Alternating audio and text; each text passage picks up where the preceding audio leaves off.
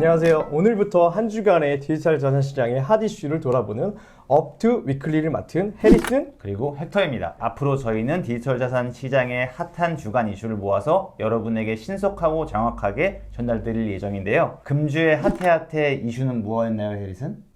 단언컨대 FTX 사태를 빼놓을 수가 없겠죠. 22년 11월 2일 코인데스크에서 알라메다 리서치의 재무 상태가 부실하다는 기사 보도 이후 FTX의 파산 신청까지 드라마틱한 11월이라고 할 수 있겠습니다. 이번 사태를 계기로 거래소의 자금 투명성을 증명하는 방법도 주목을 받고 있다고요? 네, 특히 크라켄과 게이트.io 같은 경우에는 POR, 즉 준비금 증명을 사용하는 감사 시스템을 도입하기로 했습니다. 이 POR을 간략하게 설명드리면 어떤 제3자가 거래소가 보유하고 있는 모든 자산에 관한 데이터를 확보하고 해당 데이터를 암호화된 형태로 제공하고 유저는 직접 거래소의 자산 데이터를 확인할 수 있게 하는 기능인데요. 하지만 이게 한계점도 있습니다. 이러한 POR도 결국 제3자를 통해 감사를 받는 방식으로 외부 기관과 협조를 받는 기존의 방식과는 본질적으로 차별화되지 않는데요. 네. 저희 업비트의 경우는 어떤가요? 네, 업비트는 현재 분기별로 실사 보고서를 공개하고 있고 각 디지털 자산 종류별로 고객 자산 100% 이상 초과하여 보관하고 있습니다. 감사합니다. 오늘 첫 출연인데 저희 잘하고 있는 거죠? 하하, 네.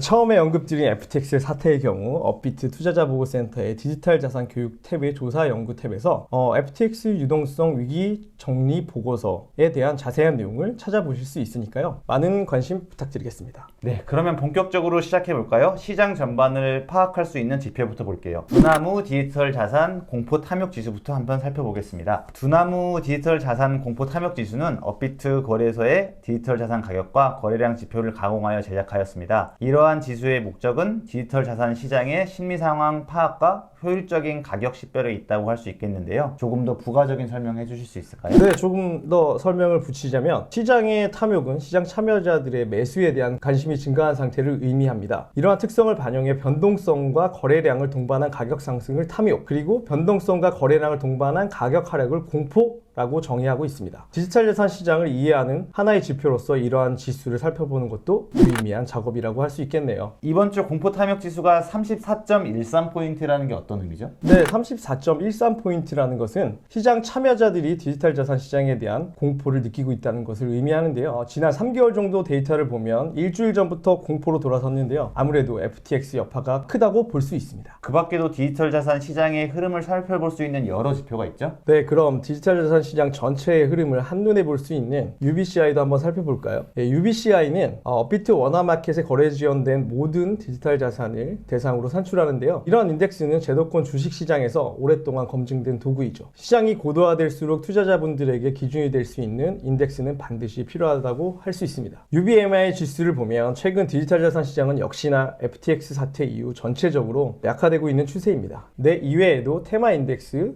전략 인덱스 등 다양한 지표를 통해 시장의 흐름을 볼 수 있으니 UBCI 많은 참고 부탁드리겠습니다. 그러면 이제 유용한 분석 지표 이외에도 디지털 자산 시장에는 이번 주간 어떤 이슈가 있었는지 한번 살펴봐야겠죠? 이번 주 디지털 자산 시장의 외신 뉴스입니다. 첫 번째 이슈 얼른 소개해 주시죠, 해리슨. 네, 첫 번째 이슈는 리플입니다. 최근 미국 증권거래위원회인 SEC와 미등록 증권 판매 소송을 진행 중인 리플의 법률 고문인 스튜어트 알데로티가 자신의 트위터를 통해 SEC는 XRP를 증권으로 분류하지 않았고 그렇게 분류할 권한이 없다라고 말했죠. 뿐만 아니라 크립토로의 설립자인 존 디트는 리플의 증권 분류 여부를 판단할 수 있는 것은 법원밖에 없다라고 언급했죠.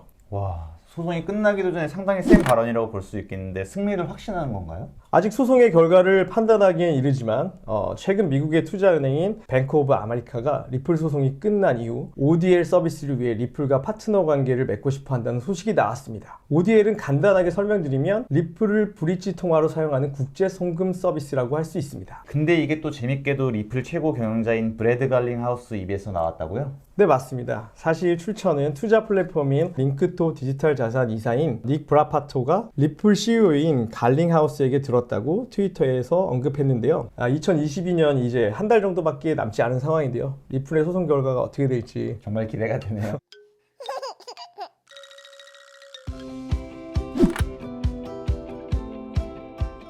네, 오늘 두 번째 이슈는 뭐죠, 에릿은?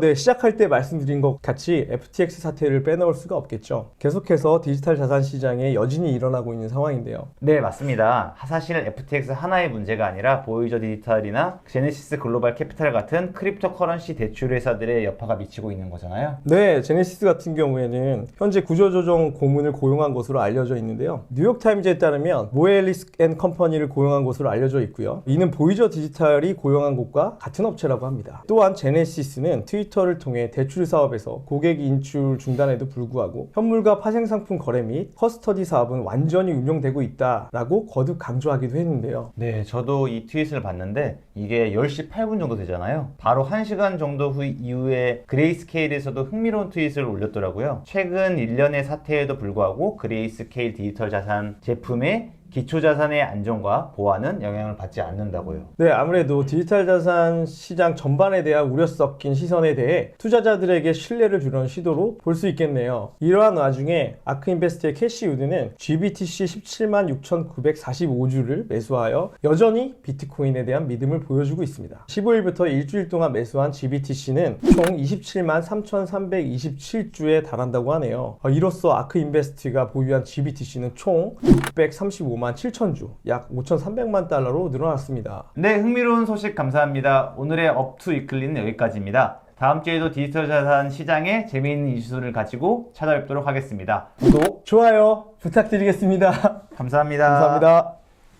구독인가요? 구독 눌러줘. 구독. 좋아요.